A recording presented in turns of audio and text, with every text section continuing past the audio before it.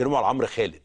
تفتكر دول عشان شباب؟ عمرو حمزاوي بيشتغل معايا فتره طويله جدا في الحزب الوطني، مش طويله قوي يعني، وكان يعني بيشتغل معاك في الحزب الوطني؟ كنا في لجنه اسمها لجنه مصر والعالم، انا كنت رئيسها قبل ما اترفد منها، وما رفدوني منها لما رفضت اروح اسرائيل سنه 2004. فصلت منها وعين بدالي صديقي العزيز هو كان معاك في الحزب الوطني؟ كان معانا في الحزب. لا شوف، طلبوا من حسن نفعه الله يمسيه بالخير انه يجيب بعض الناس من كليه الاقتصاد والعلوم السياسيه، فقدم لنا عمرو، وعمرو موهوب. دكتور حسن نفعه الحزب الوطني طلب منه لا كرئيس قسم، لانه رئيس قسم العلوم السياسيه، يدي لهم حد، يدينا حد كويس.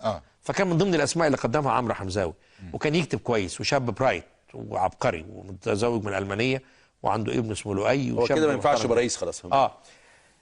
زهق، واعتقد ان جزء من زهقه لما لقى زميله الدكتور محمد كمال، وهو اخ عزيز وفاضل ايضا، شرخ وعدى، وهو يعني قاعد معانا كنفر، وهو كفاءاته يرى انها لا تقل، ولديه كفاءات بالتاكيد لا تقل عن محمد كمال. طبعا. فقرر ان يترك. ايه سر الشرخ الصاروخ اللي ركب محمد كمال ده؟